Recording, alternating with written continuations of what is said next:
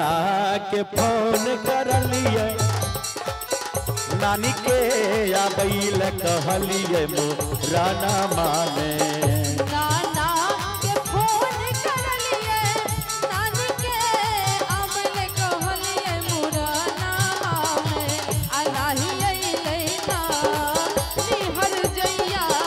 मोरन के बेरिया अलाही लेना निहर जइया मोरन के बेरिया टाटा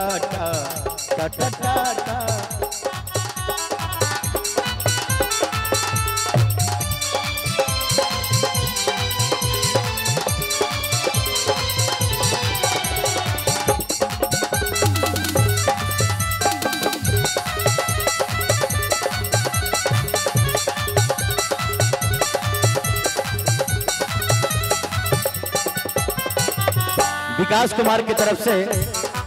51 रुपए के पुरस्कार है। बहुत बहुत धन्यवाद।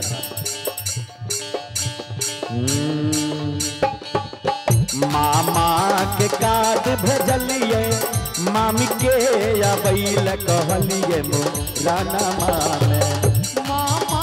के कार्ड भेजलिए मामी के आबैल कहलिए मोरा ना माने यह मौसम दादा के फोन कर लिए दादी के आबैल कहलिए मोरा ना माने दादा के फोन कर लिए दादी के आबैल कहलिए मोरा ना माने नहीं अइले दादे हर जइया मोरन के बेरिया नहीं अइले दादी हर जइया मोरन के बेरिया बौका भूख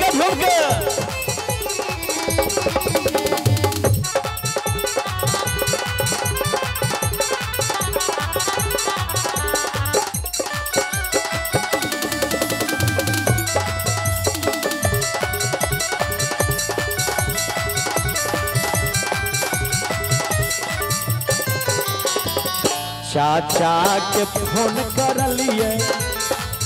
चाची के आबैल कहलिए मोरा ना माने चाचा फोन कर लिए चाची के आबैल कहलिए मोरा ना माने चाचा के फोन कर लिए चाची के आबैल कहलिए मोरा ना माने चाचा के फोन कर लिए चाची के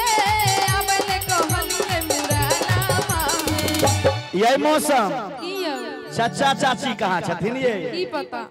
बउआ के चाचा कहाँ छथिन बाहर में आ चाची तो हेतै चाचियो बाहर में नानीहर में अच्छा चलो नहीं है चलो आब छे भाव छे जे मौसा के कार्ड भेजलिए सबके आबैल कहलिए मोरा ना माने मौसा के कार्ड भेजलिए मौसी के आबैल कहलिए मोरा ना माने मौसा के कार्ड भेजलिए सबके आबैल कहलिए मोरा ना माने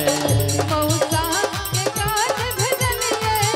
मौसी के आबैल कहलिए मोरा ना माने